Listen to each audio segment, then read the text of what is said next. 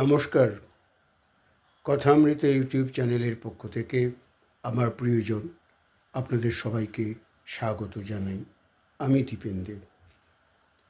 আপনাদের YouTube channel অপশানে গিয়ে @দীপেন্দে 1166 ক্লিক করলেই কথামৃত আপনাদের দরবারে হাজির। এখনও 25শে বৈশাখের রেশ কাটেনি। রবীন্দ্র জন্মজয়ন্তী এখনও চলছে। বিভিন্ন জায়গায় প্রতিযোগিতামূলক অনুষ্ঠান, আমন্ত্রণ অনুষ্ঠান এসব চলছে। আজকের আলোচনার বিষয়বস্তুর মধ্যে এই প্রতিযোগিতার যে বিষয়বস্তু বিভিন্ন জায়গায় পালিত হয়, সেখানে অপরিহার্য অঙ্গ বিচারক মণ্ডলী।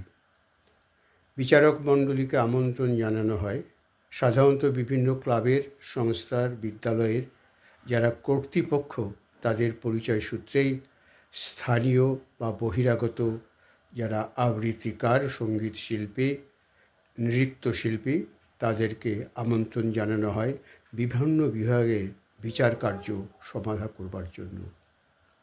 কিন্তু এই যে যারা বিচারক হিসেবে যান, তাদের কিছু কিছু ভালো অভিজ্ঞতা যেমন হয়, আবার তিক্ত অভিজ্ঞতাও আছে। অনেক ক্লাব প্রতিষ্ঠানে বিচারকদের যথাযথ সম্মান দেন এবং তাদের সেই সম্মান সত্যিই বিচারকদেরকে সম্মানিত করে, গৌরবান্বিত করে। অন্যদিকে অনেক প্রতিষ্ঠান, সংস্থা, ক্লাব আছে যেখানে এই বিচারকদের যথাযথ সম্মান দেওয়া হয় না।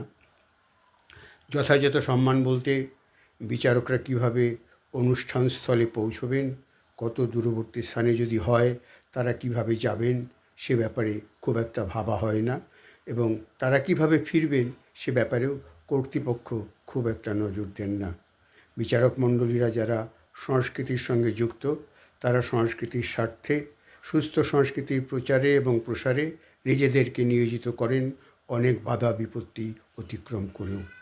এবং এই যে বিচারক মণ্ডলী বিভিন্ন মঞ্চে গিয়ে, বিভিন্ন অনুষ্ঠানে গিয়ে তারা বিচার কার্য সমাধান করেন, এর পরিবর্তে তারা যা যা পান সেটা হচ্ছে তাদের কিছু নিজস্ব অর্থদণ্ড হয়, সময় অপচয় হয়, অপচয় না বলে তাদের কিছু সময় ব্যয় করতে হয়, এবং সব শেষে তারা সেখান থেকে যখন ফিরে আসবেন তারা নিশ্চিত নন কখন, কোথায়, তারা কিভাবে ফিরে আসবেন। দূরবর্তী স্থানে গেলে কর্তৃপক্ষ সাধারণত বেশিরভাগ ক্ষেত্রেই তাদেরকে ওই মঞ্চে একটু হাসি মুখের কথা বিনিয়োগ